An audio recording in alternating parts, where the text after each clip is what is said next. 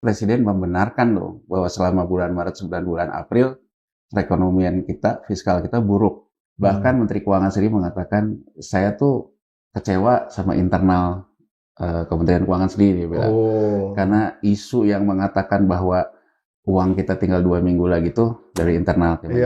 Setelah konferensi pers APBN kita itu kan selalu ada pertemuan Komite Kebijakan Sektor Keuangan. Gubernur BI, Menteri Keuangan, LPS. Itu pun ditunda. Dokumen APBN kita yang untuk publiknya pun di take down. Pasar membacanya, ini kayaknya ada sesuatu. Di kuartal 1 2026 kemarin itu juga kita defisit terbesar, silpa terkecil. Kalau kita kembali lagi ke ukurannya cash flow, benar-benar punya cash flow problem lah pemerintah. Kita merefleksikan bukan melihat chart saham, bukan melihat chart US dollar. Tapi kalau kita lihat chart berita kriminalitas gitu kan, kan nanti muncul berapa banyak.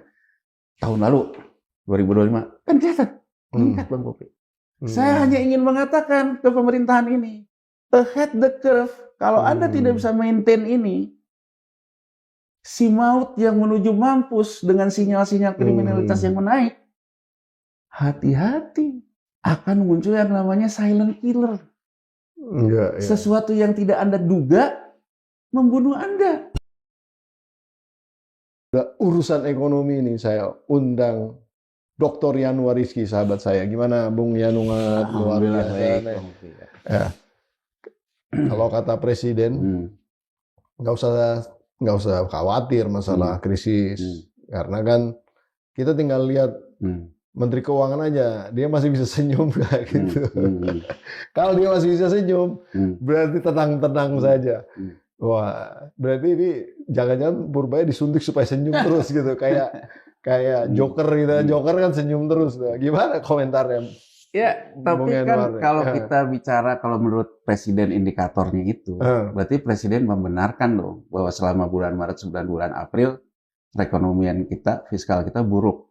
Maksudnya gimana tuh? Ya karena di bulan April dia sakit pinggang, Menteri Keuangannya. Oh, kalau sakit pinggang kan bukan senyum dong, beda itu. Tapi kan ekspresinya kan, kalau kita lihat kan, kalau kita Presiden bisa ngomong gitu kan, kita juga jadi ngomongin gitu juga, tapi ekspresinya kan kelihatan tertekannya. Jadi kan, kita nggak bicara ekonomi, ya bicara body language.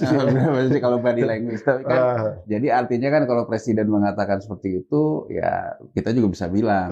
Berarti kalau gitu. Berarti apa tadi? April dan Maret kan kelihatan Maret, ya. April, itu berarti. Oh, jadi Purbaya pada saat itu nggak senyum-senyum. Kelihatan ini kan, kelihatan ya dia bilang sih sakit pinggang. Kan dia tidak kayak sekarang kan. Padahal ngurusin ya badannya. Ya, di satu sisi juga dia kemarin di acara yang sama CT kan bilang, dia bilang bahwa dia ngurusin badannya gitu karena tekanannya besar. Dia bilang, gitu kan. Buat karena olahraga ya. Ya, tapi kalau menurut saya sih ya itu sih yang ringan. Tapi di kurun waktu Maret April itu emang susahnya apa sih, Bung Eno? Gini, kalau secara ekonominya ya. Ekonomi, sekarang gini ya. Pertama kali sebetulnya kan orang kemudian membicarakan ini kayaknya fiskal ada masalah itu ada dua hal ya. Jadi pertama ada rapat dengar pendapat di DPR. Rapat dengar pendapat di DPR. Yang kemudian ada pertanyaan tentang kondisi kas pemerintah. Dan kemudian ada di situ dalam pertemuan itu ada mengatakan bahwa bahkan Menteri Keuangan sendiri mengatakan, saya tuh kecewa sama internal Kementerian Keuangan sendiri, dia bilang. Karena isu yang mengatakan bahwa uang kita tinggal 2 minggu lagi tuh dari internal. Iya. Salah satu dirjen ya kan nggak salah ya. Dia nggak bilang sih, dia cuma bilang di DPR bahwa soal uang tinggal 2 minggu itu tuh yang dari dalam Kementerian Keuangan sendiri. Tapi kita fokus di sininya dulu deh, soal kenapa muncul soal 2 minggu waktu itu. Jadi Bang Pompi, kalau kita lihat dari paparannya yang di DPR, jadi saya juga lihat di paparan itu. Nah, kalau kita hitung di situ tuh sebetulnya sisa anggaran lebihnya, ya silpanya. Sal itu kumpulan silpa. Jadi kalau silpa itu sebetulnya sisa anggaran. Ya, tahun itu. Tahun maupun bulan. Ya. Misalnya kalau kita bilang Maret, ya bulan Maret. Nah, kalau silpa ini akan menambah saldo sal. Jadi kalau sal itu sebetulnya akumulasi silpa. Akumulasi semuanya. Nah, cuman kita tuh kan punya, di bulan Maret itu punya rata-rata silpa. Silpanya rata-rata tuh di bulan Maret itu di sekitar angka 157 triliunan lah. Gitu. Nah pada waktu itu kalau kita hitung itu 17 triliunan itu pun tidak dimunculkan oleh dia, ya kan 17 triliunan. Jadi kan sebetulnya kalau kita ngomong 17 triliunan dengan kemudian seperti itu ya orang menghitung kan, supaya cash flow-nya berapa lama lagi, itu satu. Kedua, dengan katakanlah adanya MBG yang 1 triliun satu hari, itu 17 hari kan kira-kira kalau ke MBG doang gitu kan. Sebetulnya gitu kan. Kira-kira kan begitu kan. Bener lah 2 minggu lah kira-kira itu. Di situ kan kelihatan tekanan. Terus dia mengatakan bahwa sebetulnya tahun lalu di Maret juga itu penerimaan pajaknya udah naik 30%. Kemudian di DPR itu dia mengatakan kenapa defisitnya melebar, karena di Maret juga defisit kita di kuartal 1, jadi kalau kita bandingin kuartal 1 2026, kuartal 1 2025, 2024 gitu, di kuartal 1 2026 kemarin itu juga kita defisit terbesar, pelebaran defisit. Gitu ya. Jadi pelebaran defisit terbesar, silpa terkecil. Jadi kan sebetulnya kalau kita kembali lagi ke ukurannya cash flow, berarti kalau ukurannya cash flow benar-benar punya cash flow problem lah pemerintah, punya cash flow problem. Nah dia menjelaskan bahwa sebetulnya defisit yang melebar itu karena belanjanya naik lebih besar. Jadi kan gini Bang Pompi, kalau kita lihat secara analogi ya, kalau penerimaannya bisa dinaikin lebih besar dari tahun lalu, dari Q1 2025, kan harusnya defisitnya juga nggak melebar dong, ya kan? Nah, dia bilang, kenapa defisitnya melebar? Karena belanjanya naik lebih besar. Dia bilang, kenapa belanja naik lebih besar? Karena tujuannya untuk menggerakkan ekonomi. Gitu loh. Tapi kan harus realistis lah. Masa besar pasak daripada tiang, gimana itu? Tapi kembali lagi, sebagai seorang Menteri Keuangan yang ngurusin perbendaharaan negara, kan memang menegangkan ini permainan. Ibaratnya kan penerimaannya udah dinaikin aja, belanjanya ditaikin, sisa anggaran cuman 17 triliun. Nah yang menarik lagi Bang Pompi, sebetulnya kalau kita lihat kan kalau defisit itu artinya dibiayai dengan hutang, ya. Nah kita tuh punya tren Bang Pompi, setiap kuartal 1 di setiap tahun itu ada yang disebut dengan front loading. Jadi misalnya gini, front loading. Nah, misalnya defisit itu hanya butuh 100, ya. Tapi nawarin ke pasar. Kalau pasar mengajukan penawaran, sampai ada yang masukin itu 250, biasanya itu diserap semua. Ini cara pengelolaan Departemen Keuangan ya. Tanpa kita harus bicara siapa menterinya lah. Tapi intinya bahwa Kementerian Keuangan tuh punya pola seperti itu. Itu kenapa SAL itu bisa sebesar itu. Jadi kenapa juga kalau di Maret itu SAL tuh silpa itu bisa 150 triliun gitu karena ada front loading yang dilakukan. Nah, kalau kita lihat dari APBN kemarin ya, itu bid rasio itu turun. Jadi bid rasio ini gini, kalau pemerintah tahun lalu butuh defisit berjalannya 100, dia masuk ke pasar itu masuk 2,5 kali Bang Pompi. 2,5 kalinya diambil. Tapi intinya di bid rasionya. Jadi kita nyetok duit di depan lah, gitu kan, pelan-pelan diambil kan gitu kan. Tapi gampangnya gini, itu dari sudut pandang penyerapan ya. Tapi dari sudut pandang ketertarikan pasar, artinya dengan adanya uang yang masuk di awal lebih dulu membuat daya tarik gitu. Iya, enggak, bid rasionya. Bid rasionya. Bid rasionya. Bid rasionya. Jadi kalau nawar 100, yang masuk, kalau di saham ngomongnya oversubscribe lah. Iya, oversubscribe. Tapi kalau di pasar surat utang ngomongnya bid rasio. Jadi, rasio itu. Jadi ini udah oversubscribe 2,5 kali. Rata-rata kita punya tren. Nah, di Maret kemarin itu turun ke 1,4. Jadi di situ kan biasanya 2,5 kali lipat. 2,5 kali. Ini turun ke 1,4 kali. 1,4 kali. Artinya kan betulnya sudah mulai agak susah kan jual surat utang. Minat pasar juga udah mulai menurun. Kemudian kalau kita lihat, biasanya siapa sih yang beli itu? Ya, nah ini ya. Nah, mungkin salah satu yang harus kita lihat juga kan tentunya. Jadi kalau kita lihat dia turun ke 1,49 ya. Turun ke 1,49 itu bank umum domestik yang biasanya juga jadi andalan untuk sebagai standing buyer juga turun di Maret kemarin walaupun kecil, tipis. Ya. Tapi tetap beli tapi turun. Turun ya. Kemudian asing juga turun. Tapi asing itu cenderung stagnan 13, nggak pernah nambah-nambah lagi. Di 13%. BI porsinya gitu ya. BI yang paling nambah banyak itu BI. Oh. Jadi sebetulnya boleh dibilang 1,49% kemarin itu lebih banyak ditopang oleh BI. Tapi biar kita juga nanti nggak ada yang ngomong BI nggak boleh dong beli di pasar primer. Betul.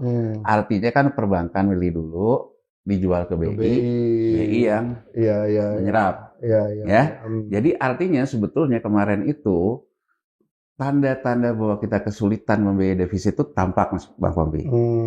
Ya, terlepas dari ada isu rating dan sebagainya terkait dengan pasar dan sebagainya. Nah, dalam posisi kayak gitu, jelas dong, stres juga kan. Ya, kalau kita juga sebagai Menteri Keuangannya kan stres, sementara kan belanja ini kan, seperti dia selalu katakan bahwa ya fiskal ini pikiran Pak Presiden kan, dia selalu bilang gitu kan. Nah, jadi dalam posisi seperti itu, kemudian APBN kita yang harus diumumkan. Jadi kan pertama di DPR dulu nih Bang Popi, kemudian diumumkan di publik, dibatalkan, ditunda. Nah kemudian biasanya setelah, jadi yang waktu itu udah sebenarnya mau diumumkan tapi ditunda. Bukan dibatalkan, ditunda. Ya, kan? Pokoknya press conference-nya yang udah ditunda. Artinya apa itu, direvisi ya kan? Atau ada? Nah yang menarik lagi sebetulnya sebelum dia kan misalnya gini, dulu kan Kamis ya. Dia tahu-tahu ditunda itu diumumkannya Kamis pagi. Nah, si dokumen APBN kita yang untuk publiknya pun di take down. Ditarik lagi. Ya, satu itu. Kedua, setelah konferensi pers APBN kita itu kan selalu ada pertemuan Komite Kebijakan Sektor Keuangan. Gubernur BI, Menteri Keuangan, LPS. Itu pun ditunda. Nah, jadi di situ pasar membacanya, wah, bukan pasar ya, terutama ya mungkin masyarakat yang aware terhadap pasar, ngelihatnya, waduh, ini kayaknya ada sesuatu. Nah, wah, muncul juga kan isu beliaunya sakit. Purbaya maksudnya. Ya, muncul kan isu bahwa dirawat dan sebagainya lah gitu. Dan sebagainya gitu.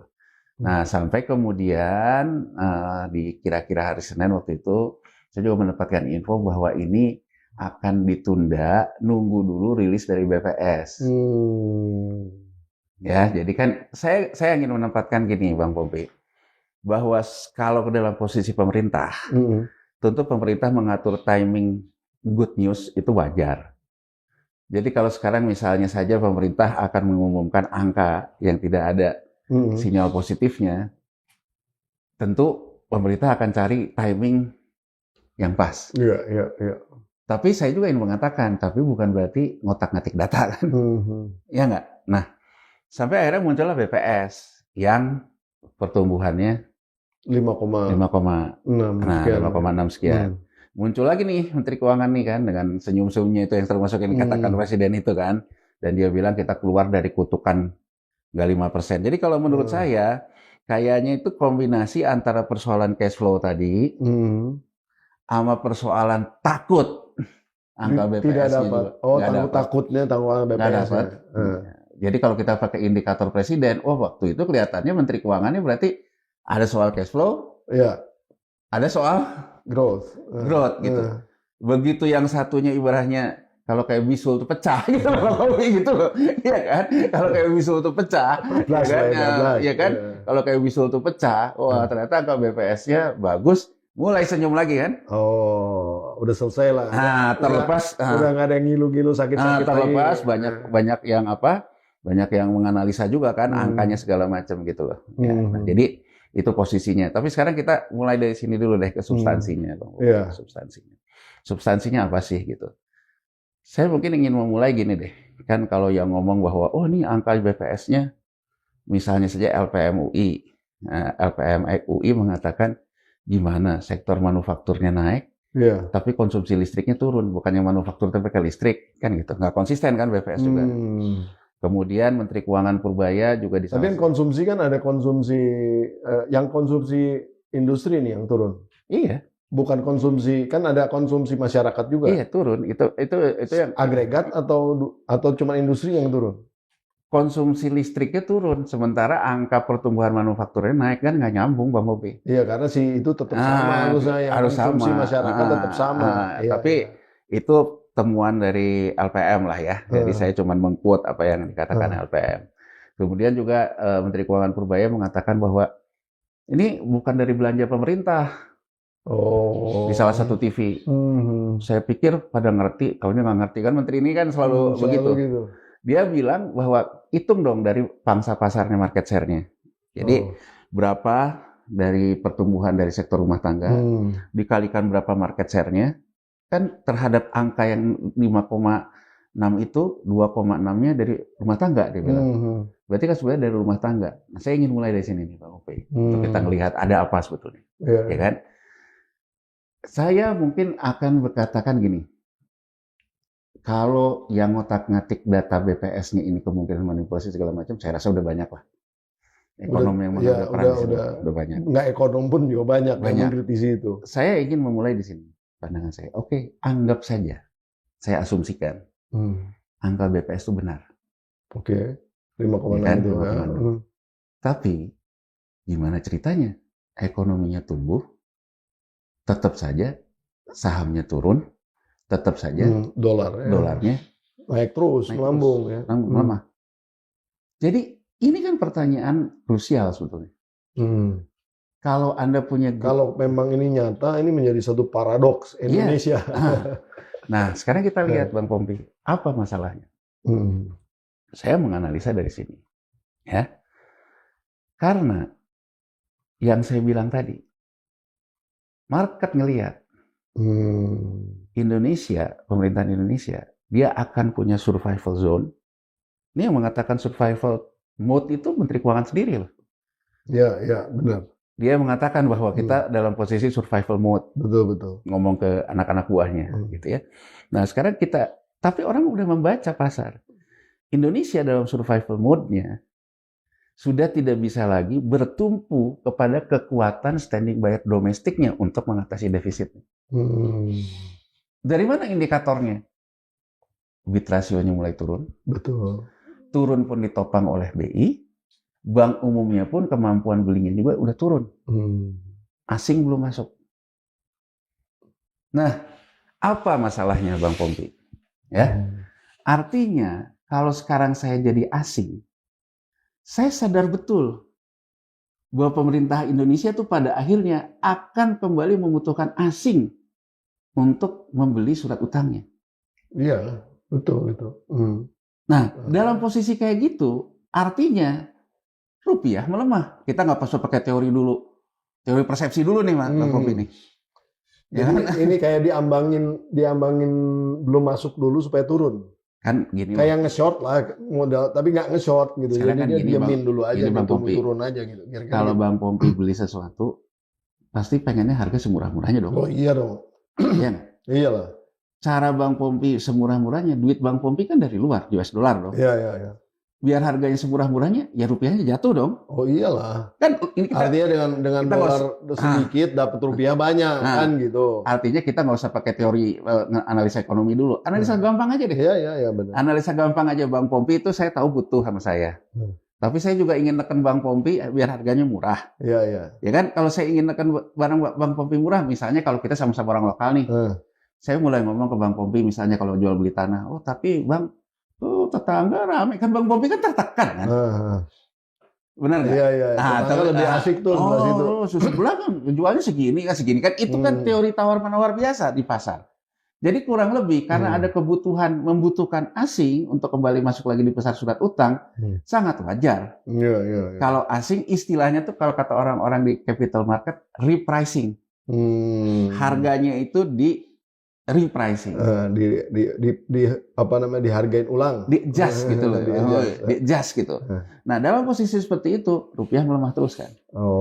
Makanya Bang Pompi, Pak Peri Warjio, Gubernur BI, ketika di DPR ngomong, dia bilang, rupiah itu sebetulnya stabil, jangan lihat angkanya. Marah kan anggota-anggota DPR. Iya. Bapak ini gimana sih? Angkanya sekarang sampai ada yang nyindir kayak mau dekat ke hari kemerdekaan 17.08.45 gitu. Nah, kenapa Bang Pompi? Karena gini loh Bang Pompi, dia ngelihatnya kalau harga itu karena terkait repricing. Jadi katakan saja sekarang sudah sampai ke 17.700. Tapi udah 17.700 ini buat asing yang nawar udah cukup nih penawarannya. Masuklah dia kan, rupiah masuklah ke keseimbangan baru. Ini dilihat dari kacamata stabilitas, cara BI ngelihat stabilitas. Dia bilang kan stabilitasnya dalam 20 hari tetap 5,5%. Tapi orang ngelihatnya angka kan? Iya. Kalau Bang Popi lihat kan, ya bulan lalu 16.400, sekarang 17.700, angka kan? Nah, jadi bahasa gampangnya, keseimbangan baru yang terus melemah. Betul. Harapan masyarakat keseimbangan baru tuh ke arah yang kuat. Iyalah, semua orang berharap begitu. Ya Bang Popi ya? Iya. Nah, sekarang kita lihat Bang Popi. Coba lihat pidato presiden yang kan ini unik juga kan, yang mengantarkan nota keuangannya presiden langsung kan. Iya. Tapi kan angkanya pasti dari timnya lah ya. Tapi asumsi US dollar untuk RAPBN 2027 16.800 sampai 17.500. Iya. Artinya Bang Pompi, Bank Indonesia dan juga Kementerian Keuangan yang membentuk angka asumsi di RAPBN 2027 itu sudah menganggap angka yang sedang terbentuk itu sudah keseimbangan baru. Tapi sekarang Bang Popi lihat lagi, asumsi di APBN 2026 batas atasnya itu 16.500. Jadi Bang Popi, kalau sekarang kita bicara 16.500 pemerintah buat asumsi di APBN 2026, 17.500 di asumsi RAPBN 2027. Rupiah itu berarti sebetulnya melemah 1.000. Iya. Ya kan? Ini yang disebut dengan repricing aset. Iya. Kenapa ini bisa terjadi? Karena kita memang membutuhkan asing membiayai defisit. Benar. Ya kan Bang Pompi? Benar. Nah, banyak yang bilang, jangan ngelihat kayak krisis 98. 98 itu rupiahnya dari 2.000 beratus-ratus kali. Iya. BI pemerintah juga akan selalu ngomong gitu. Saya ingin memberikan gambaran. Gini loh Bang Pompi, sekarang itu kita itu sebetulnya sejak era reformasi dengan sistem devisa bebas ini dianggap biasa menerima keseimbangan rupiah yang terus melemah. Dipaksa bahwa itu biasa-biasa aja. Ya, jadi sebetulnya coba kalau kita lihat. Iya. Ya kan, kalau kita perhatikan. Kalau di negara lain kayak Malaysia itu menguat. Iya. Makanya. Tapi kita tuh terbiasa kayak gini. Terbiasa. Ya, ini keseimbangan baru. Keseimbangan baru. Tenang aja. Terus kan inflasinya bisa ditahan. Kenapa? Karena begitu terjadi repricing, ya tahun kemarin di 16.500, sekarang dinaikin 17.700. Setelah ini dia tenang. Suku bunganya bisa dikendalikan, inflasi bisa dikendalikan. Tapi saya ingin memberikan nih satu pemahaman. Di Februari tahun lalu kita deflasi loh Bang Pompi. Iya. Kita tahu semua itu. Deflasi. Artinya apa? Bahwa angka keseimbangan baru itu udah nggak ada daya beli. Iya. Jadi sebetulnya begitu harga gini loh, saya gampangannya gini nih. Bang Pompi sama saya nih. Ya. Yan, kita sekarang harga rupiahnya naik ya. Ya nggak apa-apa. Selalu juga bayarnya sesuai dengan harga itu dong. Iya. Bayar apa kontraknya. Ada masalah nggak? Enggak kan? Nggak ada masalah. Happy aja kita. Happy aja. Selama secara kontraktual benar. Nah, ini banyak pemikiran yang kaum monetaris yang alih ke devisa bebas juga banyak yang diikuti di kita bahwa market tuh akan mengadjust sendiri. Jadi begitu sekarang harga itu sebetulnya di-adjust Bang Pompi. Market itu akan mengadjust. Jadi ada yang namanya tuh cost of living adjustment itu bisa dikejar. Nah, yang terjadi saat ini tuh sebetulnya adjustment itunya tuh udah nggak ada. Oh, gimana? Gini loh Bang Pompi. Nggak maksudnya si cost of living adjustment-nya. Sekarang kita lihat nih. Nggak adanya dari mana? Ya daya belinya emang nggak ada. Oh, si deflasi tadi. Nah, deflasi itu salah satu contohnya. Iya. Makanya kenapa kita tuh tidak pernah presisi melihat sebetulnya kita tuh hidup dari apa. Oh. Nih Bang Pompi ya. Kita di dalam podcast ini udah beberapa kali ngomong. Saya sekarang ingin ngomong kepada yang dikatakan oleh Menteri Keuangan Purbaya. Ya, tentang market share konsumsi rumah tangga. Oke. Sekarang gini. Kita mari lihat. Rumah tangga membiayai konsumsinya itu Datangnya dari mana?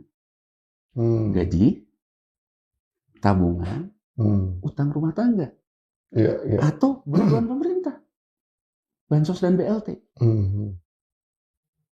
Kita ngomong dulu nih satu. Dari 2019, angka saldo mengendap, pemilik tabungan di bawah 100 juta turun. Ini yang disebut dengan mantap, makan tabungan.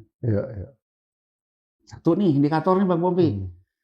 Artinya kalau sekarang kita mengatakan C, fungsi konsumsi, sama dengan Y, gaji, ya kan? Plus S, ya kan? Plus hutang. Jadi konsumsi saya itu kan bisa dibiayai oleh gaji, tabungan nambah, berarti gaji saya bersisa, nggak ada hutang. Sehat banget. Aman lah. Aman. Apalagi savingnya gede. Kalau ngomong kaya bareng tuh ini, siapa yang nggak mau kaya kan gitu loh. Kalau ya kan siapa yang nggak mau kaya, mau dolarnya naik kayak mau apa kayak, kalau bisa nabung semua orang seneng. Kaya dong. Masih bisa naik haji. Bisa naik haji, masih bisa apa? Kaya dong. Gitu loh Bang Pompi. Nah sekarang apa yang akan terjadi kalau begitu konsumsi, konsumsi rumah tangga, dari Y-nya turun, berarti gaji saya sudah mungkin tidak ada karena di PHK. Ya, gitu. bisa aja memang karena tadi kan dolarnya udah naik tapi gajinya nggak naik gitu loh. Oh betul. Ya Bang Pompi ya. Iya. Y-nya ini mulailah S saya tuh bukannya nambah malah kurang. Tabungan itu tadi. Nah itu mantap. Ya ini kan Bang Pompi. Kita juga mantap ya. Mantap gitu. Ya kan mantap. Ya kan. Di 2023 Bang Pompi saya masih ingat betul. Saya diundang oleh salah satu TV karena pinjol waktu itu ramai banget. Jadi pinjol tuh waktu itu menimbulkan konflik sosial. Banyak debt collector segala macam. Saya diundang oleh salah satu TV, ada 3 korbannya. Satu korbannya dia ngambil pinjol karena nggak tahan dia sama marketplace. Dia belanja marketplace. Satu lagi ngambil pinjol judol. Karena nutup judol. Ya karena ikut judol. Jadi ibaratnya kalau di saham market trading. Dalam banget lah tuh. Ya kan? Nah, yang satu lagi korbannya adalah ngambil pinjol karena udah nggak punya uang untuk membiayai konsumsi sehari-hari. Pada waktu itu Bang Pompi, OJK yang juga jadi ini biar jelas nih, karena biar direkam digital kan, jejak digital, biar kita tuh bukan dianggap ini bukan persoalan siapa pemimpinnya, kita ngomongin tentang negara ini gitu loh. Nah, jadi sebelum mereka berkuasa, kita di 2023 pun saya ada jejak ngomongnya begini juga. Jadi waktu itu saya di TV itu mengatakan ini harusnya sebenarnya dilihatnya bukan persoalan pinjol ini legal atau tidak ilegal, bukan persoalan bahwa masyarakat ini mengambil di luar kemampuannya dan sebagainya. Tapi yang harus dilihat, saya bilang di situ. Sebetulnya ini menunjukkan ada masalah dalam struktur rumah tangga kita. Ya kan? Ya. Kalau 2019 sudah ada tanda-tanda mantap, 2023 ada tanda-tanda maut, makan utang. Saya bilang, kalau maut tinggal menuju maut itu. Maut. Nah, Bang Mopi, saya tanya. Makan utang. Saya dengerin tuh salah korbannya yang di marketplace ya, dia bilang saya juga tahu nih nggak bisa nahan konsumsi segala macam. Saya tanya, masih kerja, masih gajinya ada, iya. Cuma saya nggak tahan aja. Ya kan nggak tahan karena kemudian juga kalau saya mau beli di marketplace ada juga. Ya macam-macam lah ya, ada pay later, ada segala macam itu kan. Nah ternyata dia bilang saya kelebihan konsumsi segala macam. Terus yang satu lagi ke judol gitu. Pada intinya ada kerjaan nggak? Nggak ada. Jadi kalau saya pikir, oh ini kayak teman-teman gua nih, kalau main saham, ya kan, pinjem aja. Kalau jagoan, untung gitu loh. Tapi kalau nggak jagoan, malah beribet kan? Iya, karena dia harus bayar utangnya. Gitu. Ini namanya kalau di saham tuh margin, pembiayaan margin. Jadi kalau pembiayaan margin itu, Bang Pompi biayain dulu sama saya, berapa bunganya. Betul. Ya kan? Nah kalau saya nanti tradingnya untung kan nggak ada masalah Bang Pompi. Iyalah. Ya kan? Jadi artinya kan setor sama gue. Nggak ada masalah. Tapi kalau nggak, utang balikin dong duit gue. Namanya utang ya tetap aja kan utang kan gitu loh. Oh terus gimana? Ya awalnya dapat katanya dari judulnya. Tapi lama-lama enggak. Saya tambahin lagi pinjolnya, malah lalu tambah belangsak kan gitu. Oh gitu. Jadi sebetulnya buat apa nih? Ya sebenarnya saya judul itu juga buat saya membiayai hidup. Kalau di saham ngomongnya trading for living. Iya, iya, iya. Orang yang memang pekerjaannya itu trading kan, trading for living. Ini di masyarakat bawah artinya trading for livingnya itu judul for living. Oh. Judul for living dibiayai oleh pinjol gitu loh. Iya nggak? Kemudian yang satu lagi dia bilang, ya saya gimana Pak katanya. Masalahnya ibu saya sakit, buat beli segala macam. Nah saya bilang dari 3 ini, yang paling mendingan itu cuma yang ini nih, yang di marketplace. Yang 2 ini sebetulnya menunjukkan bahwa sebetulnya emang udah PHK, nggak ada pekerjaan. Desperate banget ya. Desperate nih. Saya bilang yang 2 ini kalau kita tidak mampu mencegahnya, ini sinyal menuju yang namanya mampus, makan keputusasaan. Iya, prekariat tuh, prekariat. Ya coba bayangin Bang Popi, dia dengan kayak gini, oke lah ya kalau judul penyakit masyarakat kita. Yang ini nih, yang betul-betul dia membiayai hidupnya. Udah dia nggak bisa bayar, dikejar-kejar sama debt collector, dan dia bilang yang membuat dia tegang tuh apa? Karena orang-orang sekitarnya. Jadi pendekatan pinjol ini kan orang yang ada di kontaknya dia juga di. Jadi dia bilang betapa dia mendapatkan tekanan masyarakat kan? Iya.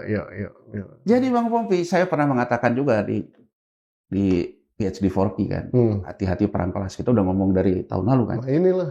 Karena saya udah melihat kalau tahun lalu kan udah kejadian. Saya melihat bahwa kalau ini tidak dicegah, akan muncullah yang namanya perang kelas. Nah, sekarang saya ingin memberikan gambaran ini, Pak Pompi. Apa yang terjadi saat ini? Kembali ke poinnya Menteri Keuangan. Pak Menteri Keuangan, kalau menurut pendapat saya, ya, 1, konsumsi rumah tangga yang menurut Anda itu juga masih menjadi penopang itu. Menurut pendapat saya, sudah tidak. 1 Bang Pompi ukurannya. Saya ukurannya makan tabungan tambah parah. Maut lah ya. Yang mautnya. Coba lihat. OJK kemarin mengatakan pinjol itu, nilai transaksi pinjol udah 103 triliun Bang Bobi. 103. Itu baru pinjol tuh. Pinjol. Judul. Dan itu pinjol yang terdaftar di OJK loh Bang Bobi. Kita belum ngomong yang 103 triliun. 103 triliun. Tapi itu lancar? Enggak pasti. Udah pasti diambil. Pas. NPL-nya udah deket ke 5. Bang Pompi, saya masih ingat betul. Waktu 2023 itu masih ribut-ribut itu. Pinjol itu masih sekitar 30-an gitu. NPL-nya itu 2,7-an gitu. Iya. Artinya kalau sekarang merefer itu, dalam 3 tahun saja nilai transaksinya sudah naik hampir 4 kali lipat. NPL-nya pun naik. Jangan-jangan ini dia muter-muter aja nih. Kelompok yang sama ngais-ngais terus dari dari pinjol ke pinjol. Nah, jadi dia ngegali lebih dalam aja gitu, kira-kira gitu. Makanya kan saya ingin membahas dari sini, biar nanti juga kita ngebahas ke sisi melihat keuangan negara ini, biar ada kocak-kocaknya juga kan. Dari arti itu kan jadi artinya kan. Nah sekarang kan gini Bang Pompi, saya misalnya berikan gambaran gini Bang Pompi. Saya tuh pernah Bang Pompi, jadi ada satu emiten besar lah gitu. Dulu saya bilang, wah ini udah nggak sehat, hutangnya banyak, ambil hutang lagi. Kemudian dari pihak si emiten ini ngajak ketemu saya, dia menjelaskan, kenapa kamu nggak ngelihat bahwa meskipun saya banyak hutang, saya dikasih lagi tuh, berarti saya tuh kredibel, karena orang percaya untuk saya memberikan hutang. Kan kurang lebihnya Bang Pompi, yang ada dalam pikiran pemerintah juga sekarang gitu. Mau defisit terus sepanjang dikasih hutang lagi, ya sebetulnya pemerintahan ini kredibel di mata pasar. Makanya kan sekarang banyak ekonomi yang menyerang karena banyak lembaga rating yang mengatakan meragukan fiskal. Berarti kan kita mulai dianggap tidak dipercaya oleh pemberi hutang. Sekarang saya dari yang tadi Bang Pompi katakan yang pinjol, misalnya pinjol, saya macet di sini, pindah ke sebelah, restrukturisasi, pindah lagi, bisa ngegulung kan? Yang paling ini dari sisi pinjol nih Bang Pompi. Sekarang kita lihat nih, kalau kita menganggap pinjol itu masyarakat tengah ke bawah, walaupun katanya ternyata kalau berdasarkan data OJK, yang paling ngambil pinjol siapa coba Bang Pompi? Siapa itu? Guru. Oh, guru honorer atau guru pegawai negeri? Ya guru lah. Guru pokoknya pejabat. Data detailnya kan saya juga hanya baca di berita ya dari OJK. Guru. Sedih sekali ya. Jadi kalau sekarang kemarin itu juga banyak muncul di medsos ketika Presiden Prabowo sempat salah ngomong gaji hakim tapi gaji guru. Banyak yang itu. Memang faktanya pengambil terbesar pinjol itu juga guru. Katanya gaji guru dinaikin 3 kali lipat. Guru hakim. ngambil pinjol di guru. Nah, artinya Bang Pompi, ya kan, ini masyarakat itu angka inflasi yang ditimbulkan itu bukan dibiayai oleh pendapatannya, tapi oleh hutangnya. Jadi adjustment tadi Bang Pompi, misalnya harga ini naik nih, tapi bisa direspon kan? Iya. Iya nggak? Keseimbangan baru ini. Kalau dari gaji, ada masalah Bang Pompi. Tapi kalau dari utang, ini kan ada upside yang harus dibayar. Ambles lah. Akan bubble kan? Nah, sekarang kita lihat nih.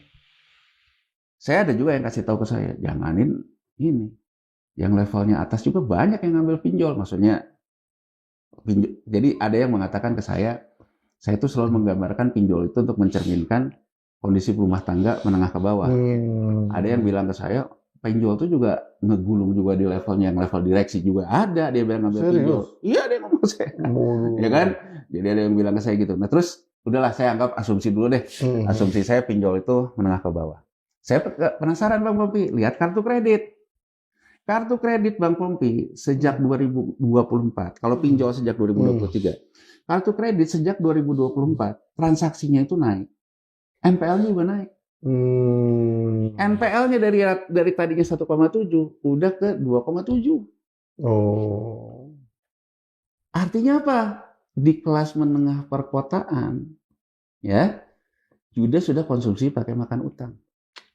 Nah, saya ingin menjawab, ya, salah satunya yang mendukung pemerintah itu mengatakan, ya bahkan saya tuh ingin mengatakan juga gini loh, hentikanlah kita itu bertengkar sendiri untuk yang nggak perlu. Iya. Menteri Keuangan nggak tahu maksudnya ngelucu atau apa gitu ya, dia bilang, rupanya orang tuh banyak terpengaruh ekonomi TikTok, kan nggak perlu ya. Memperebutkan pepesan kosong. Iya, ngapain gitu, cuman sama juga dengan kita ngapain juga sih kita ngomongin berat badan dia turun, dia senyum atau enggak. Mari kita bicara konteksnya aja. Tapi lucu yang tadi.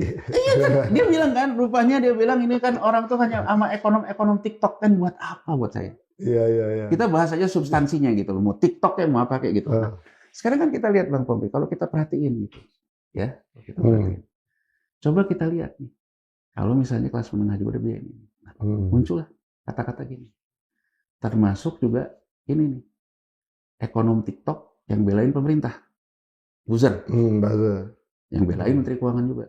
Dia bilang, ekonom-ekonom yang mengatakan ekonomi sulit itu nggak pernah ngeliat apa di mall begitu ramainya, nggak pernah ngeliat apa tiket konser itu banyak ini segala macam, nggak pernah gini nih.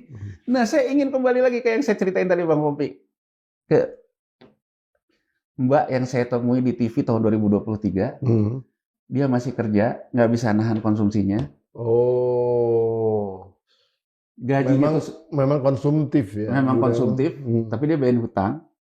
Kalau kita lihat di permukaan, seolah-olah semua tuh everything is okay. Iya. Wah, mall masih rame, masih apa. Tapi pernahkah kita bertanya, dia bayarnya pakai apa nih sebenarnya? Dari angka kartu kredit yang naik sudah bisa dijelaskan. Iya. Bayar pakai kartu kredit. Dari angka pinjol yang naik sudah bisa dijelaskan. Dan kalau naik bisa bayar nggak apa-apa. Udah naik nggak bisa bayar. Maut udah. Saya ingin mengatakan Bang Pompi, ini yang disebut dengan lipstick effect ketika Great Depression di Amerika Serikat. Jadi di Amerika Serikat Bang Pompi, ketika Great Depression dulu, juga muncul nih cerita kayak begini. Pattern kayak gini sampai muncul juga mengatakan nggak ada apa-apa, buktinya penjualan lipstick naik terus. Berarti sebetulnya masyarakat itu masih makanya istilahnya lipstick gitu. Effect. Ternyata ini banyak jurnalnya. Di dalam jurnal-jurnal itu ditemukan gini Bang Pompi ternyata. Lipstick waktu itu masih mahal. Ya. Karena kan lipstick murah sekarang. Maksudnya tergantung merek sih. Tapi kan intinya gini loh, menunjukkan bahwa kan orang itu kalau tertekan pasti yang dikurangin pertama lipstiknya dong Bang Pompi. Harusnya. Nah, karena kan itu udah bukan primer lagi. Udah nggak perlu kelihatan cantik apa-apa. Udahlah, namanya juga orang nggak punya duit. Makanya ekonomi lagi susah kan. Makanya orang ngomongin dari sisi penjualan lipstik. Nah, itu disebut lipstick effect. Ternyata Bang Pompi, hasil penelitian dan bahkan penelitian banyak jurnal, termasuk juga tentang psikologis dan sebagainya. Ternyata orang itu kalau lagi susah, ada dua hal yang ditemukan dalam jurnal-jurnal yang saya baca itu. Satu gini Bang Pompi, saya misalnya udah cita-cita mau beli rumah, tahu-tahu ekonomi susah. uang yang udah saya tabung ini, beli rumah nggak bisa kan? Iya, iya. Nah, orang itu ternyata secara, ini berdasarkan jurnalnya loh, secara psikologisnya, daripada saya stres, ya udahlah, saya belanjalah yang nggak perlu, yang menghibur ini. Ini yang bisa menunjukkan, menurut jurnal-jurnal itu, walaupun ekonomi susah, tapi orang itu masih belanja hal-hal yang tidak perlu. Ya, terus kedua, ada orang tuh memang udah nggak punya apa-apa, punya duit gitu. Iya, iya. Tapi orang kalau lagi nggak punya duit itu, memang mikirnya gaya kan gitu. Timbullah hutang. Nah, ini menjelaskan nih.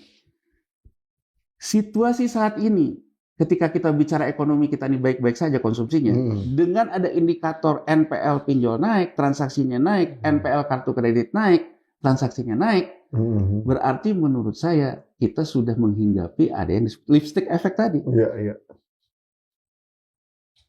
Oke. Ya kan? Jadi sekarang ini antara lipstick effect dengan lip service. Ya, dengan lip service. Nah, kan terus kita bacanya gimana Bang Pompi? Ketika saya bicara hati-hati perang kelas, ya. Saya waktu itu di podcast Bang Pompi bilang indikator ketiga sebetulnya terkait dengan sinyal. Saya ingin mengatakan loh, selalu mengatakan, siapa yang bilang krisis? Mana ada resesi? Perlambatan iya, tapi jangan dilebih-lebihkan kan gitu. Iya, iya. Loh Bang Pompi, kalau analis itu tuh selalu melihat tuh ahead the curve, bukan ngomongin kurva. Iya dong. Iya nggak? Ya kalau ngomongin sekarang mah nggak usah jadi analis, kita aja bisa. Iya, justru makanya pemimpin itu kemampuan mendengar harus lebih baik daripada kemampuan bicara. Dengerin dulu dong. Kalau kawan bersama kita itu mencegah krisis, kita ketemu di kawan bersamanya, mencegah krisis. Betul. Benar nggak? Kita ngisuin supaya ini hati-hati ada itu tuh. Nah, yang bawahnya kan tinggal belok atau tinggal ngarahin kemana gitu maksudnya. Makanya ini biar ada yang konstruktif juga ya, gitu, yang konstruktif. Karena menurut saya tuh pemerintahan ini tidak membangun sosial dialog, itu bahaya loh. Dialog sosial sebenarnya apa? Jadi akhirnya tuh saling pukul ngakar. Iya. Bang Pompi, coba kita lihat. Kalau kita lihat ahead the curve. Menyerap aspirasi kan maksudnya sosial dialog. Saya bilang ketika di podcastnya Bang Pompi, kenapa saya mengatakan hati-hati perang kelas? Satu, mantap, maut ini sudah juga naik NPL-nya. Kalau NPL naiknya ada kemungkinan krisis antar kelas. Indikator ketiga Bang Pompi, apakah jadi gini loh, kalau bicara kayak gini, kita merefleksikan bukan melihat chart saham, bukan melihat chart US dollar, tapi kalau kita lihat chart berita Google News, pakai Google kan kita bisa lihat, masukin berita kriminalitas gitu kan, kan nanti muncul berapa banyak. Tahun lalu 2025 kan kelihatan meningkat Bang Pompi. Ini saya pakai, kan ada juga sekarang yang main psikografis segala macam. Saya mau pakai simpel aja. Saya tahun lalu misalnya keyword kriminalitas di news, berapa muncul newsnya? Ini saya menjelaskan metodologi saya nih gitu ya kan. Nah, tahun berikutnya berapa munculnya? Tambah naik. Tapi kan tuh dunia. Nyebutnya Indonesia dong. Indonesia dong. Jadi dibatasi. Nah, terus kriminalitas di Indonesia. Coba, mungkin karena saya sering buat keyword gitu di Google saya. Setiap saya buka medsos saya, langsung yang muncul FYP itu berita-berita kriminalitas, Bang Pompi. Iya, ada begal di jalan mana, ada begal di mana, dan tambah hari tiap saya buka medsos saya, tambah banyak. Saya hanya ingin mengatakan ke pemerintahan ini, ahead the curve. Kalau Anda tidak bisa maintain ini, si maut yang menuju mampus dengan sinyal-sinyal kriminalitas yang menaik, hati-hati. Akan muncul yang namanya silent killer. Sesuatu yang tidak Anda duga membunuh Anda. Jadi kan sekarang itu kalau ngomongnya kita ini nggak akan krisis, banknya karnya masih 24%. Sebetulnya kan itu kan kita bisa anggap itu sebagai denial ya, penolakan terhadap statement yang menunjukkan ada krisis. Tapi kan bisa juga itu sebenarnya untuk supaya tidak terjadi kepanikan.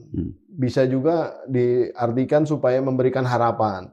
Nah, sebenarnya narasi yang harus dibangun di dalam konteks seperti ini agar terjadi saling pengertian lah antara pemerintah sama rakyat tuh kayak gimana sebenarnya, kan agak sulit juga.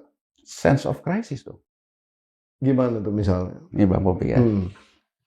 Lawrence Wong, Perdana Menteri Singapura. Ya. Dia pidato tuh satu hari setelah pertemuan sama Xi Jinping. Ya. Tone pidatonya tuh sense of crisis. Dia bilang, kita jangan berharap bahwa ini tuh ekonomi akan baik setelah ini. Bahwa Selat Hormuz segala macam. Dan dia bilang, situasi akan lebih buruk dari stagflasi tahun 1970. Jadi nggak menghayal lah ya. Ya dia mengatakan. Jadi pokoknya dia realistis. Realistis, dia menjelaskan. Kalau kita harus siap susah nih ke depan nih. Padahal Singapura dolar kan kuat banget. Kuat kan gitu. Nggak ada masalah soal gitu ya. Kalau dia juga mau ngomong, kita kaya, lebih pantas dia. Kurang lebih begitu loh. Lebih pantas dia lah dari kita gitu loh. Ya kan? Betul. Lebih pantas dia. Tapi cara dia pidato membangun sense of crisis. Iya. Dan dia bilang, kita harus siap. Terus siap dengan tekanan inflasi global yang tinggi. Iya. Dan kemudian menyebabkan stagflasi. Stagflasi itu stagnan kan. Udah inflasinya tinggi, nggak bisa tumbuh. Sementara kalau kita ngomongnya apa? Kita harus tumbuh terus. Wah, kayaknya optimis banget gitu loh. Dia bilang, kita negara paling kuat. Semua negara susah. Kita nggak susah. Bang Pompi, kalau dalam posisi kayak gitu, Bang Pompi membangun optimisme atau membangun halusinasi? Iya. Buat yang di bawah, oh kalau pemerintah ini banyak duit, minta dong. Bagi dong. Begitu dia udah nggak bisa bagi, rame lah tuh ya. Rame. Buat yang di tengah, dia ngelihat, ya kalau pemerintah ini banyak duit, urusan ini bawah ini urusan pemerintah lah. Untuk apa juga saya gini? Iya. Kalau sekarang juga saya pusing misalnya ngurusin karyawan banyak ini, ya udahlah, tutup aja, PHK aja, tuh pemerintah kuat nanggung. Iya nggak, Bang Pompi? Iya, saya pindahin aja lah duit saya ke US dollar, ke emas gitu. Iya. Tidak membangun social dialog. Tidak membangun transaksi antar kelas. Bahkan cuma nyala-nyalain lu nggak patriotis. Iya. Tapi nggak membangun patriotisme itu sendiri gitu. Yang paling atas, yang paling berlebihan, ditekan dengan itu. Iya. Iklim usaha kan. Nggak patriotis segala macam. Menurut saya Bang Pompi, ini membangun optimisme atau percaya diri berlebihan. Iya. Kalau menurut saya over PD.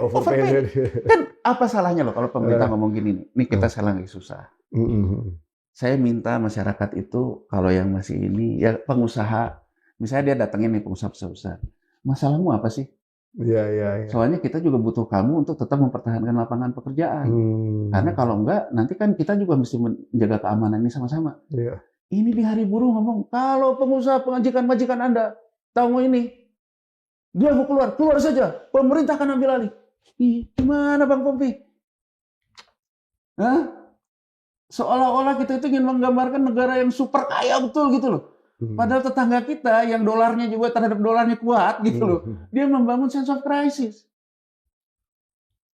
Gimana coba Bang Pompi? Dan kalau udah kayak gitu menurut saya, indikator lihat Menteri Keuangan senyum tuh jadi kayak gimana ya menurut saya? Ini sebetulnya. Tapi kita seneng lah kalau lihat Menteri Keuangan senyum, seneng lah. Daripada kelihatan sedih kan. Akhirnya seolah-olah persoalan serius ingin dibawa bercanda terus kan Bang Pompi? Iya. Tidak pernah membangun pembicaraan detail. Nah, sekarang Bang Pompi kita lihat detailnya kayak apa. Kenapa si rupiah ini melemah terus Bang Pompi? Nih Bang Pompi, gampangnya kan gini. Untuk mencitrakan indikator ekonomi itu baik, ukurannya apa? Suku bunga bank sentralnya rendah. Suku bunga bank sentral rendah itu mencerminkan apa? Mencerminkan inflasi rendah. Mencerminkan pro pertumbuhan. Ekspansif. Jadi mencerminkan bahwa makanya selalu ngomong kredit itu kan. Iya. Jadi artinya orang melihat kalau yang suku bunga bank sentral satu negara itu cenderung stabil menuju ke bawah, itu artinya kebijakan bank sentral itu pro growth. Iya. Tapi kalau misalnya stabil menuju ke atas, pro stability. Berarti kan sebetulnya ekonominya lagi gejolak, dia melakukan ke stabilitas dulu. Ya Bang Bobi ya. Kedua, ukurannya adalah yield surat utang yang disebut dengan repricing. Oke. Jadi Bang Pompi, gimana nggak jagoan nih? Di tengah semua negara, bahkan negara maju pun, yield surat utangnya itu naik. Artinya harga surat utangnya itu turun. Berarti pasar itu menjual surat utangnya, sehingga yieldnya naik. Semua negara maju, kita stabil. Harga surat utangnya stabil di 99, 100. Yieldnya bisa stabil di 6 sampai 7. Wah, dia bilang, lihat dong, kamu tuh makanya harus muji-muji saya. Lihat nih, surat utang kita tuh stabil di tengah negara lain yang tidak stabil.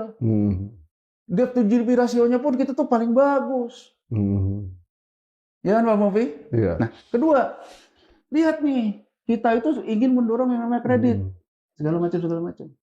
Nah, Bang Pompi, sekarang ya ngomong gini loh Bang Pompi. Mungkin saya ingin agak sedikit ini nih. Karena kan kecenderungan presiden kita ini ingin melakukan game changer. Dalam artian gini, kalau saya tergantung ke namanya surat utang, dan surat utang itu adalah asing,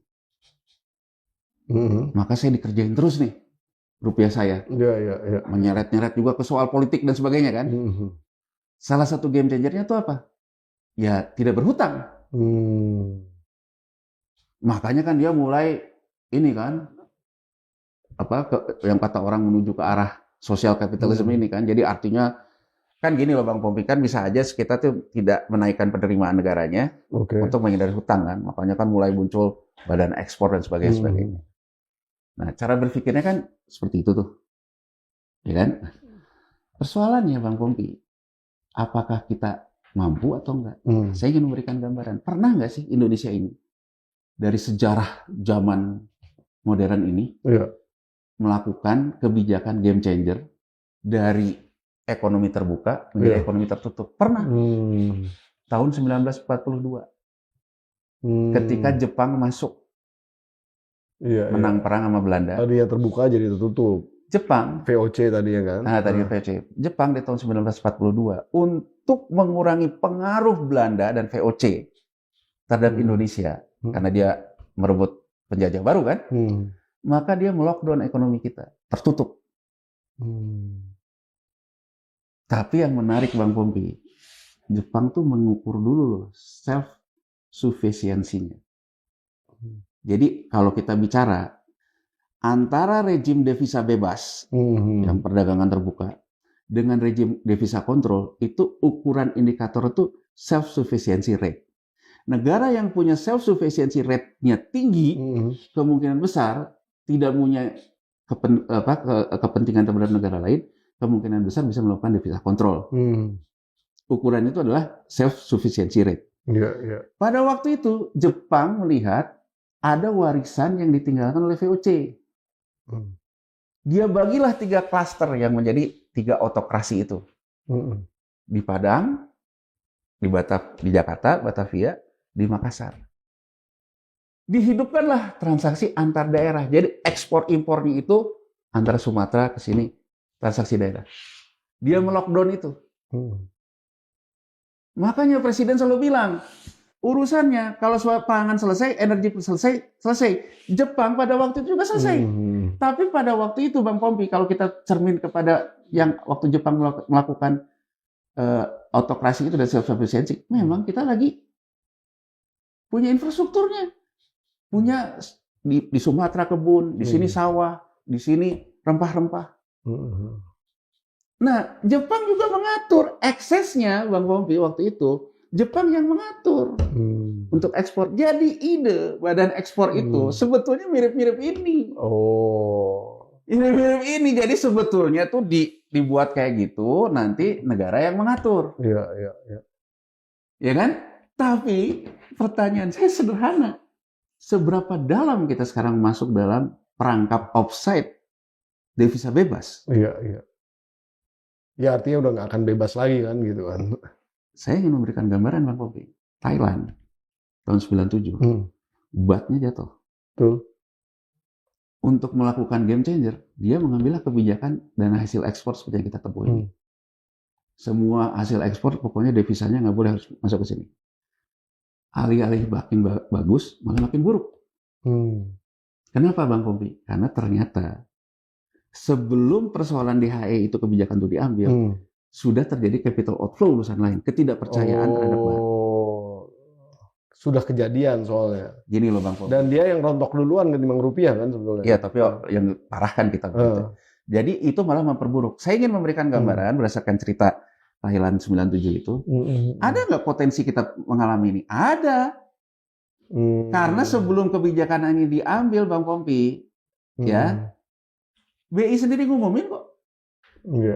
Dana pihak ketiga di perbankan yang melonjak tuh ke falas. Artinya di dalam negeri sendiri capital flight udah kejadian lah, gitu aja. Walaupun di dalam negeri. Itu yang terjadi di Thailand, bahwa sebelum itu walaupun diterima tapi kepercayaan kepada bahtnya itu udah jatuh.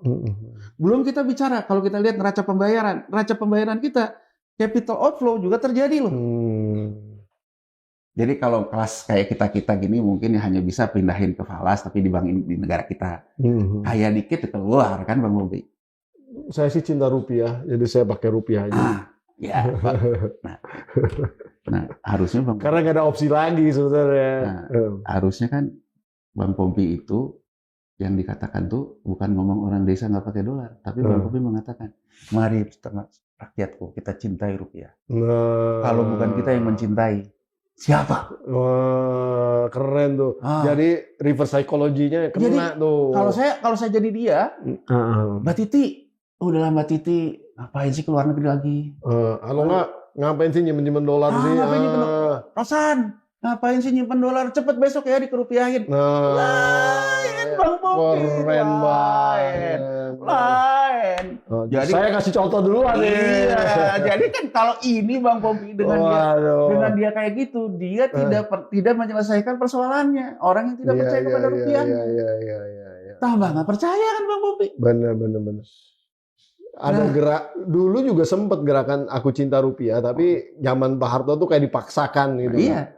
Nah, tapi kalau sekarang kan nggak akan bisa pemaksaan itu. Jadi penghimbauan dan kemudian mengajak menyentuh hati orang buat empati dan lain-lain mungkin bisa jalan dan bisa membuat difference juga ya, bisa membuat satu perbedaan tersendiri. Iya, gitu. Makanya dari awal tone saya kan adalah pentingnya pemerintah menghidupkan sosial dialog. Iya. Pentingnya pemerintah itu memberikan tone mendengar lebih baik daripada bicara, Pak Bang Pompi. Iya. Tapi kalau pengen bicara terus, nggak mau didengar, ya susah Bang Pompi. Ya orang kan juga kan ada psikologisnya loh. Iya kan, orang tuh ada psikologisnya kan. Iya. Oke. Nah, jadi Bang Pompi dari situ menurut saya, kita itu sebetulnya stabilitas semu. Semu ya, stabilitasnya semu ya. Orang kita defisit, orang kita butuh hutang, butuh segala macam. BI terjebaklah, ini yang orang selalu soroti tentang independensi bank sentral. Sekarang sudah tidak independen lagi. Nah, BI terjebak. Di depan kurva harusnya ngelihat nih. Saya tidak menghendaki seorang Januar memindahkan rekeningnya di perbankan dalam negeri rupiah ke dolar. Iya. Satu-satunya cara agar saya bisa meyakinkan Januar ataupun masyarakat Indonesia tidak memindahkan rupiahnya ke dolar, dolarnya jangan kuat. Satu-satunya cara dolarnya jangan kuat, saya mendahului kurva sebelum bandar dolar, karena saya bandar rupiah. Iya. Iya nggak? Artinya saya melangkah lebih dulu dari bandarnya dolar. Itulah yang namanya BI rate, Bang Pompi. Saya naikkanlah BI rate. BI rate itu adalah policy rate. Kenapa dia dianggap untuk menyerap likuiditas mencegah inflasi? Karena inflasi itu juga bisa diakibatkan dari persepsi orang untuk membiayai kenaikan harga kan? Sebelum orang itu ke titik ikut bandar dolar, saya duluan. Naikin duluan. Dan ini pernah dilakukan oleh orang yang kemarin, walaupun temannya presiden sendiri. Orang yang kemarin dipanggil Pak Presiden, Pak Burhanuddin Abdullah. Pak Burhanuddin Abdullah ketika dia gubernur BI, dia tuh juga sempat tidak populer. Bahkan sempat dikritik habis oleh Wapres waktu itu, Pak JK. Karena dia dengan agresifnya menaikkan suku bunga SBI yang tinggi. Tapi akibat dia agresif kayak gitu, laba moneternya naik, itu kita bisa melunasi hutang IMF. Iya. Tapi Bung Yanuar waktu itu jadi penasehat. Enggak, saya enggak lah. Cuman saya ingin menggambarkan situasi seperti itu tuh pernah terjadi. Iya. Nah sekarang Bang Pompi, karena si BI ini terjebak dalam populisme tadi, dia diam aja nih. Bandar dolar terus nih di repricing. Orang yang kemudian ngelihat, waduh, rupiah saya bunganya tetap segini aja. Gampangnya gini deh Bang Pompi, tingkat inflasi tiap orang kan beda ya. Ya nggak? Sekarang misalnya saya tabungannya rupiah, beli susu anak saya dari impor, bukan hanya BBM aja loh. Iya. Salah nggak kemudian kalau saya ngelihat, wah konsumsinya naik terus, udah deh saya buat amannya, saya pindahin deh ke rekening falas. Ini yang naikin kan? Ini yang bisa menjelaskan pertama, kenapa rupiah tambah lemah. Di samping bandar di pasarnya juga lagi melemahkan, pakai saham. Yang di domestiknya pun ikut ke sini Bang Pompi. Iya. Tambah lemah dia. Nah, sekarang yang asingnya ditawarinlah surat utang dalam bentuk rupiah. Nggak mau dia. Berapa bunganya? Yield kita ditahan. Jadi BI ini dengan segala ingin nahan stabilitas ini, nahan ini, harga yang dibayar rupiahnya melemah kan? Iya. Nah, saya ingin sampai kepada satu titik Bang Pompi. Kalau cuman persoalan keseimbangan baru, dan pada akhirnya pemerintah setuju dengan keseimbangan ini, salah satu contohnya, sekarang pemerintah mengeluarkan global bond. Surat utangnya tidak lagi dalam rupiah. Berarti kan at all cost diambil oleh pemerintah. Iya. Anggap saja kemarin tuh, nah ini menarik nih, global bond yang 19 Mei kemarin, itu suku bunganya ada di 5, sekianan, tapi penyerapannya hanya 99%, artinya bid rasionya ngepas lah, ngepres banget. Dugaan saya, itu menyerap sebetulnya dana masyarakat yang di perbankan yang pindah ke falas. Makanya bunganya masih seperti itu. Iya. Makanya kalau kita lihat, BI rate udah naik, pemerintah udah dapat surat utang global bond yang kata Purbaya nanti 15.000 karena kita akan dapat duit dari global bond. Entar tangga kan, masih di 17.000 sekian. Karena menurut saya pasar tetap melihat pemerintah tetap akan membutuhkan yang namanya asing. Iya. Nah, dalam posisi kayak gini Bang Pompi, apa titik sentralnya? Dengan tadi maut sudah mengarah ke mampus. Artinya sebetulnya yang namanya tekanan daya beli bukan omon-omon. Ya Bang Pompi ya? Iya. Kalau kita menganggap remeh persoalan ini, artinya sinyal kayak Meksiko itu terjadi. Penerimaan negara pun akan turun karena daya beli yang turun. Iya. Ya nggak? Di sisi mikronya apa? Semakin saya tidak bisa lagi ngambil utang, dan saya sudah menuju ke sini, angka 17.700 ini sudah keseimbangan baru yang di titik nadir kan? Iya. Ya nggak? Jadi saya ingin mengatakan, kalau gini terus cara kita memandang, meremehkan persoalan, menganggap segala sesuatu itu hanya bercanda, ngerasa benar sendiri, tidak menimbulkan sense of dialogue. Menurut saya, jangan-jangan krisis itu terjadi karena salah kita. Tidak bisa punya kawan bersama, tidak punya musuh bersama. Jadi saya Bang Pompi, menurut saya, ya pemerintahan ini sebetulnya harus mencari kawan bersama. Saya Bang Pompi, walaupun saya berkali-kali ngomong segala macam, nanti juga orang ngomong, ini pesimis terus. Tapi Bang Pompi, kalau kita ditanya, sebenarnya kita bicara di depan kayak gini. Tone saya pesimis, tone ini optimis. Tapi apa persamaan kita? Sama-sama nggak mau krisis kan? Oh iya dong, jangan sampai. Kenapa kita tidak ketemu di persamaannya? Tapi sekarang yang diperlepas perbedaannya kan? Iya, iya. Tentang optimisme dan pesimisme. Harusnya yang namanya pemimpin itu solidarity maker, Bang Iya, Pongki. iya. Dia harus bisa menyatukan. Ibaratnya kan orang main rally itu, ada yang ngasih tahu jalan, ada yang mengendalikan. Iya. Kalau mereka kompak, ini bisa kenceng dan bisa belokannya selalu tepat, gitu kan, gitu. Iya. Nah, kalau beda, udah pasti hancur lah tuh. Iya. Kira-kira gitu kan gambarnya. Ya kan kalau gini loh. Mirip-mirip. Kalau kita komentarin, gimana sih ngoper ke sana terus? Gimana sih? Enggak, maksudnya gini. Kan pemimpin itu koordinasi, Iya, Bang Pompi. harusnya dialog aja. Dialog. Sebenarnya yang benar yang mana dan bagaimana. Nah, gimana? Ketemunya di mana? Oke, kita sama-sama nggak mau krisis. Ketemunya kan di situ. Ya. Jadi kalau menurut saya, kalau gini terus caranya, apa kesimpulannya jadinya? kesimpulannya yang jelas, rupiah kita akan melemah terus. Betul. Alamiah pun, Bang Pompi, kita nggak usah ngomong. Iya. Ngomongin APBN. Iya. Asumsi APBN 2026, batas atasnya 16.500.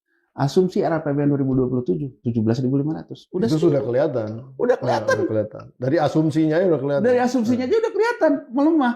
Jadi artinya kalau nanti RAPBN 2008 geser ke 18.500, geser ke 20.000. Jadi tren menurun ini dipelihara terus. Betul. Gitu. Nah, yang ditakutkan itu adalah sebetulnya overshoot misalnya. Jadi overshoot itu gini, Bang. Lebih daripada yang diproyeksikan. Misalnya sekarang nih udah dianggap 17.700 nih. Nggak berhenti-berhenti. Dan nggak berhenti-berhentinya pun langsung dari 17.700 ini langsung ke 25.000. Nah, ini menurut saya artinya sebetulnya memang krisis kepercayaannya di puncaknya. Oke. Gitu. Bung Yanuar, seru banget nih bahasannya. Siap. Menarik sekali dan ya mudah-mudahan apa yang kita takutkan ini tidak kemudian kejadian juga. Nah, jadi saya ucapkan terima kasih sudah hadir di studio. Jangan bosan-bosan. Siap.